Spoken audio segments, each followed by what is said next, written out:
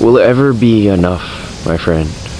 This is the question that you have to keep asking yourself. Everything that you have already in this lifetime, all the people and opportunities that you already have around you. If you had more, when would it ever be enough? You ask yourself this question, there's so many people around this world, even close to you probably, that you might not even know, who are so much less than you, who are so much less fortunate, yet they are happier.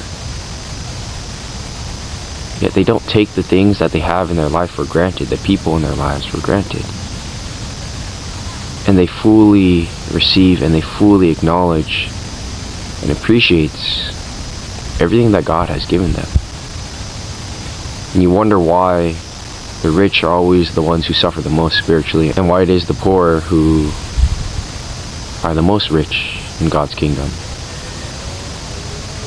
Why God suffers with them the most. It's because they realize that you really don't need much in this life.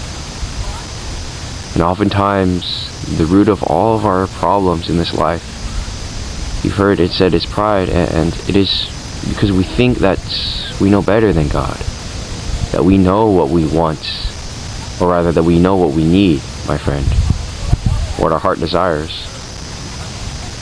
But that's not always what God desires for us.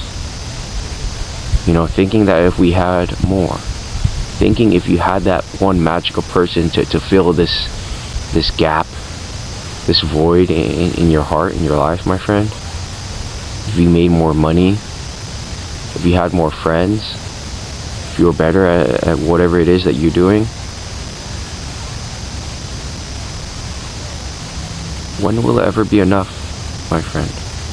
And that's not to say hard work is not a good thing, and that's not to say that, we shouldn't always keep striving for more, and that we should ever stay the same, my friend, and just be stagnant. No, that's death, my friend. But what I'm saying is, what should we be striving for? That's the real question. Is it leading you to God? That's the question you have to ask yourself. Will having more friends, will having more money lead me closer to God? Or will it just lead me farther from Him? Will it tempt me to forget Him, thinking that all of these good things in my life are just by chance or by my own hard work? Will it satisfy me and numb me from the reality of the sin that I'm already living in,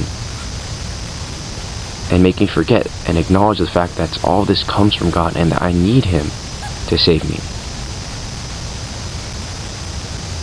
So again, when will it ever be enough, my friend? And all these things that you strive for, are they leading you closer to God?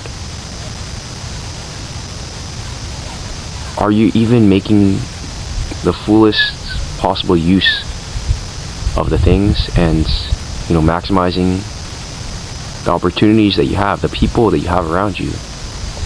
Are you using them to their fullest extent in guiding you towards God? And if you really tried that, would you realize that maybe that already is enough for me to keep striving? Because your prayers, you're striving for virtue with the little that you have, or rather the much that you have.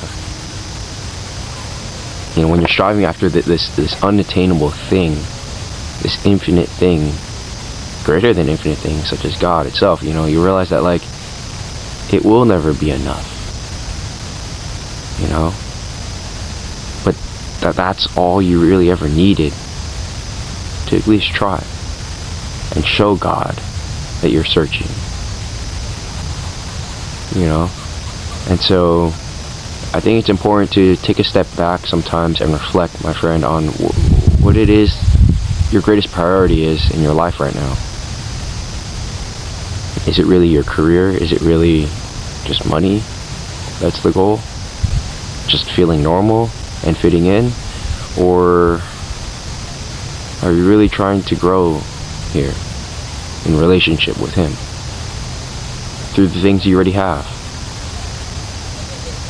By focusing on your family being the first reflection that you have in your life, the greatest asset that you have in your entire lifetime, my friend, to lead you to God. These are the people who are closest to you, who are supposed to be striving and walking towards God together with. Never leaving anyone behind. And then next, I would say, right, the greater community in your church. Helping the poor and servicing others, my friend. Those who have less than you. Because what you do to the least of these, my friend, is what you have done to God. So would you rather focus on anything else than serving the poor? And it doesn't always have to be the physically poor, my friend, in terms of money. If you don't have money, or you don't have much to give, but give what you can. Give to the spiritually poor. Give to those who don't yet know God, my friend. That's something that you can always give freely.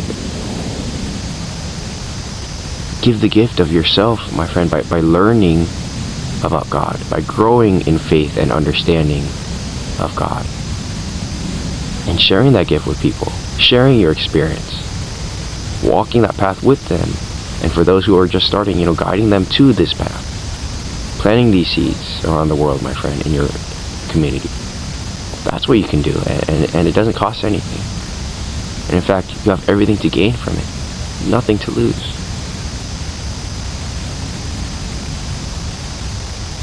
And so, keep showing up, my friend. Keep walking this path, but every once in a while, just remember to take a step back and think. Reflect on what it is that matters most in your life. And you ask yourself this question every day. Will it ever be enough?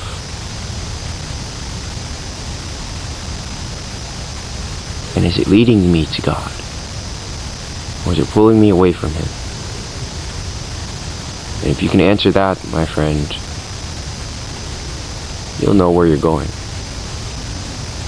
You know exactly where you need to be. I love you, my friend. Peace.